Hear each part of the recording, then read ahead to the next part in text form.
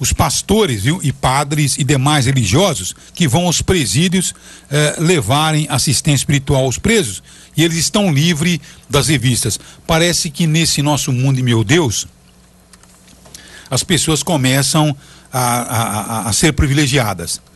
Agora há pouco nós falamos que os médicos, eles podem escapar de uma multa porque eles alegam que estavam numa prestação de serviço de emergência. Porque se eu, jornalista, se você, advogado, entra numa penitenciária, nós temos que ser revistados? Por que pastores, padres e demais religiosos não podem passar por uma revista? Porque nem todos são santos, são humanos, e sendo humanos, eles estão realmente, de repente, viu, a malandragem, estão infiltrando bandido na polícia, estão infiltrando bandido na advocacia, estão infiltrando bandido na Câmara Federal, no Senado, para defender organizações criminosas. Por que será que o sujeito não pode se travestir de pastor e ter acesso sem nenhum tipo de revista na penitenciária? A princípio nada impede, né? Percebeu ou não? Por que não, né? Por que não? Do jeito que são espertos, e bandido, né? É bandido, né? Bandido é bandido. São competentes. E bandido é bandido. Bandido não respeita ninguém. Nem religião, nem absolutamente nada. Então tá na hora de dizer o seguinte: vamos pro inferno com essas palhaçadas que simplesmente é coisa de política, que é voto na eleição. Fernando, tá aprovado essa porcaria, Fernando? Olha, a informação é de que após reclamações de presos e entidades como a Pastoral Carcerária, o Ministério da Justiça padronizou agora as regras sobre a assistência religiosa nos presídios do país. Então vamos a ela. A resolução do Conselho Nacional de Política Criminal e Penitenciária determina o fim da revista íntima em religiosos e autoriza a flexibilização de regras de vestimenta, alimentação e higiene pessoal, ou seja, barba, cabelo para os presos. Agora, a assistência religiosa ao detento é uma garantia prevista na Constituição brasileira, mas não havia ainda nenhuma regra consolidada a esse direito. A definição das regras dependia de autoridades locais. O ponto mais polêmico da resolução é o fim da revista íntima nos representantes religiosos. A Valdirene Dalfbeck, que é presidente do conselho, afirma que são poucos os presídios em que ela ainda é feita, mas a pastoral diz que é uma situação comum e às vezes vexatória. Tem bons policiais, mas também existem aqueles mal educados, grosseiros, que fazem a revista com humilhação. Houve 2 casos no ano passado de que o agente penitenciário mandava a pessoa levantar, inclusive, a bolsa escrotal. Quer dizer, então a grande verdade é que são policiais, são agentes que estão despreparados. Então você tem que denunciar o agente e não simplesmente denunciar a fórmula. Porque, volta a frisar, bandido é bandido e bandido é bandido canalha. Você percebe, não? Então o bandido, quando nasceu para ser bandido, ele como o Fernandinho Beiramar, dentro da cadeia, ele comanda o crime. Agora imagine você se os caras não vão dizer o seguinte: olha, não tem mais revista para religioso, então vamos fingir que você vamos virar pastor. Oh, meu Deus do céu. Que é isso, cidadão? Vem fazer de trouxa, de bobo? Pera um pouquinho só. Se eu tenho uma dúvida, que advogado passa por revista no presídio? Advogado passa? Porque eu estou fazendo uma consulta rápida aqui em todas as fontes que eu encontro. Tem que passar. Em todas as fontes que eu encontro, advogado parece que ainda não é obrigatório, não é obrigado a passar por revista. Que entra então, tanta se porcaria. O advogado não pode, por que um líder religioso também tem que ser? Então, tem quer que dizer, proibir todo mundo. Exatamente. Se existe esse precedente, então vamos proibir para todo mundo. Para todo mundo. Né? E a questão aí são exatamente as revistas íntimas e não necessariamente a revista habitual, digamos assim, né? Então, existe uma diferença. Agora, se o advogado pode, se é que ele pode realmente, não poderia ter, exatamente. Não pode, então, se ele pode, o padre também pode. Eu só acho isso. Não tem que ter privilégio para ninguém. Você percebe, né? Então, a realidade, se eu como jornalista, eu vou ali, você como uma visitante, Nancy, vai ali, por que nós estamos sempre sob suspeita e essa gente não? Um advogado não. Tem tanto malandro travestido de advogado, rapaz. Bastante, hein? Muitos.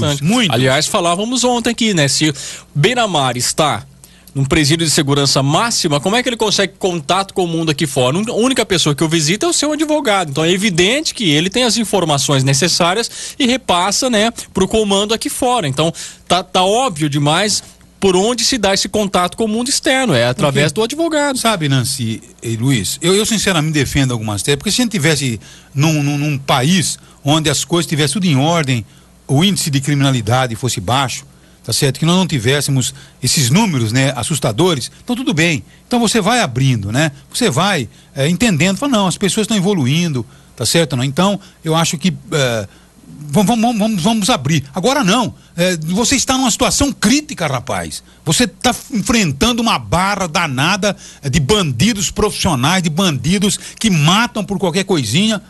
Deveríamos ter 4 milhões de presos, temos 400 mil, já tem um privilégio por aí. Agora, vem essa história, não é religioso, como se todos fossem santos. Tenha santa paciência, rapaz. Traíram, os religiosos traíram até Cristo, contribuíram para o seu linchamento, vem agora, eram fiéis, né? Ou supostamente fiéis, tá certo? Então, vem com essa história de que são santinhos, porque o que é isso, senhor? Vão formar bandidos travestidos de religiosos. Na realidade, eles estão sempre facilitando, né? A gente percebe isso, que eles estão sempre facilitando. Eles sempre dão um jeitinho de facilitar. Todos deveriam ser revistados, principalmente os advogados. Aí que tá o negócio. Então, me parece que é a proteção ao criminoso. Quanto maior criminoso, quanto mais criminosos nas ruas tivermos, melhor assim. Vamos proteger os criminosos porque eles dão lucro para muita gente. Aliás, essa gente que dá esse tipo de lei. Se você for observar, né, se o próprio movimento da pastoral carcerária pensar bem, talvez não seja nem prudente esse tipo de situação, porque o bandido se aproveita de qualquer brecha. O advogado e, né, se o líder religioso também for isento da revista, vai receber pressão dos próprios criminosos para que ele seja a ligação entre o mundo externo e o presídio, para que ele seja o portador da droga, para que ele seja o portador do celular. Então, de repente, começa a receber uma pressão que não receberia em situações normais. Então, começa a ser o alvo da bandidagem, porque bandido se aproveita de toda a brecha. Então, nem é interessante para a pastoral carcerária utilizar esse privilégio. São 9. E tem uma coisa, não precisa nem pastor em penitenciária, viu? Tem que ensinar os presos que se conversa com Deus sentando num cantinho da cela e batendo um papo, dizendo, eu estou arrependido do que eu faço. Bate esse papinho do dia que você vai ver como a energia começa a mudar do seu lado. Não precisa de nenhum santinho do seu lado, não. Mas até agora não se mostra, nenhum dado mostra que isso tenha feito mal na penitenciária. Pelo contrário, acho que faz bem. Então, é bom que alguém esteja ali liderando, quem sabe, né, não sei se é a conversão, mas pelo menos uma boa mensagem naquele ambiente já tão hostil. As religiões, Luiz, estão tão cheias de mentiras, né, Nancy? Estão, mas não todas têm acesso. E, na verdade, não são os pastores e padres, são os líderes da pastoral carcerária que não vai só ali pregar a palavra, ali angariar fiéis, vai realmente prestar o serviço dos direitos humanos, etc. Outro dia eu estava dizendo aqui a você, né? Quase todas as religiões pregam que Jesus está voltando. Sabe quando ele vai voltar aqui? Nunca, cidadão. Nunca. Primeiro porque ele vai ser ridicularizado. Tá certo, não? Se ele chegar aqui, a não ser que ele chegue como mandrake, fazendo mágica. E ele era contra isso. Pelo menos naquilo que você lê sobre a vida de Jesus, ele fez algumas coisas até contrariamente para poder, logicamente, comprovar ali que ele tinha seus poderes. Agora, para chegar aqui e ser respeitado, vai ter que abrir um buraco no céu e dizer, estou chegando, vou tapar o sol. Então a pessoa vai acreditar. Porque se chegar alguém aqui dizendo que é Jesus, no mínimo vão tirar um sarro que não vai ter dúvida. Tá certo, não? Então ele vai ter que fazer mágica, vai ser mandrake Jesus, para nego acreditar que ele seja realmente Jesus. Sabe por quê ou não? Porque na sua primeira passagem deixou tudo aquilo que ele devia deixar, tá certo? Tudo aquilo que ele nos ensinou, não precisa nada mais para que você seja realmente ensinou, uma pessoa, né? acabou. Já não tem que voltar se não mais. Aprendemos, porque, né? Então essas igrejas mentirosas, safadas, que vêm dizendo que Jesus está voltando, tudo isso é mentira. Não vai voltar nunca mais para cá, porque já deixou. Mas é uma crença, temos que respeitar a crença. Já deixou. Certo. Já deixou. Então esse lero-lero que me enche o saco. Não é lero-lero, é uma crença. A pessoa acredita. Qual o problema em acreditar em alguma coisa? Não tem problema nenhum. Você deve acreditar que ele não vai voltar nunca mais, porque já deixou tudo escritinho, tudo faladinho e ninguém ignora. Deixou tudo escrito, inclusive que ele vai voltar. Não, isso aí inventaram. Será? Inventaram. Eu não sei. Vou achar aqui alguma fala atribuída a Jesus, então, dizendo que ele falou que ia voltar. Agora, se voltar aqui, tá certo? E dizer que é Jesus, e não apresentar nenhuma mágica, nenhum estilo mandrake, vai ser gozado. E você acha que não foi naquele tempo? Mas é evidente que foi, mas mesmo assim conseguiu. Por isso Jesus conseguiria o seu espaço aqui hoje, através da sua sabedoria, conseguiria. Não, tudo aquilo que ele deixou, não precisa, só viria reforçar aquilo que já deixou. Não, já deixou, eu também concordo, já deixou, mas se não surtiu efeito, né? Então tem a repetência, né? A escola não tem a repetência, então... Você que pensa, tem efeito todo momento. Claro que tem, é óbvio que tem, mas não da maneira como gostaria, não alcançamos ainda a plenitude dessa palavra. São 9h44, então defendo que não devia ter religioso nenhum em presídio, em coisa nenhuma. A verdade é que nós deveríamos levar as informações por escrito, sem entrar religioso, dizendo o seguinte: olha, bichão, converse com Deus no cantinho de sua cela, pedindo perdão do que você faz. E quem é que vai falar isso? Não, religioso. Lendo ali, não precisa entrar ninguém. Tá. Dá um papelzinho para ele com empregado no presídio. Isso. Nossa, é isso aí mesmo. Utópico isso. Tá certo. O tópico não é o cara indo lá encher o saco, falar besteira lá para, Deus, não sei o que tem. Não existe nenhum dado que mostre que isso fez mal a nenhuma penitenciária, isso não gerou nenhuma rebelião, isso não teve participação, nada mostra, nada contradiz a minha opinião até o momento. Não sei. Agora, não existe dados que apontem isso. Eu não sei, eu sinceramente... Aliás, são pessoas extremamente respeitadas dentro dos presídios. Eu não sei como é que entra tanta arma, eu não sei como é que entra tanto telefone, eu não sei como é que entra tanta droga, eu não sei. Então devia ser proibido para todo mundo. Não entra advogado, não entra o cacete nenhum. O preso, para conversar com o advogado, vai conversar aqui, ó. É uma divisória realmente, mas é preso. O sujeito cometeu um crime, tem que pagar pelo crime que ele cometeu. Então a realidade está sendo muito, vamos dizer, muito distante daquilo que deveria ser para um sujeito que comete um crime. Ele errou, cometeu o crime, vai ter que pagar a sua pena e não tem nada de privilégio nenhum. Privilégio tem para quem cumpre a legislação, privilégio está para quem realmente não tem nenhuma dívida com o ser humano. Então é isso aí que nós temos que fazer. Vamos rasgar então nossa Constituição. É isso, mas tava na hora, faz muito tempo. Então tá, vamos rasgar. Vamos queimar aqui na praça pública. Mas a nossa Constituição é desse tamanho assim, ó.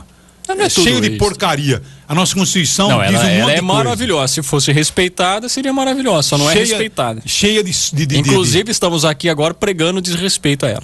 Mas é lógico, uma porcaria que não funciona, tá certo ou não? Porque se você analisar bem, tá certo, não? O Luizinho tá bonzinho, não? Mas como ele virou padre, não? Como ele é bonzinho, não virei padre, nunca tive nem tenho essa pretensão. Respeito as lideranças religiosas, apenas respeito a Constituição. Aliás, o país lutou tanto para chegar nesse documento, nessa Constituição, agora a gente vai rasgar? Vai rasgar essa Constituição, não serve para nada aquilo lá, então? Isso é uma porcaria, tem que ser revisado aquilo devia ser seguido, aquela questão que você falava, manhã, no meio-dia, à tarde, tinha que ser lido e respeitado. É a Constituição do nosso país, aquilo tá a formação do nosso país, vão rasgar aquilo, não sobra nada, isso é anarquismo. É anarquismo no cacete, isso aí é realidade. Não é a realidade, não. Isso é mais utópico do que cumprir a Constituição. A nossa Constituição dá total garantia à grávida, à criança, tá certo? Dá garantia a todo mundo. Você vai no hospital, você fica 30 dias esperando como é que chama lá? A prótese, né? Então, a Constituição no papel nós temos que brigar para que ela funcione para todo mundo, que essas deficiências sejam sanadas, que esses problemas sejam resolvidos, e não que ela seja rasgada e descumprida, que aí ninguém tem mais obrigação de nada. Ela tem que ser revista. Para, Madalena, para.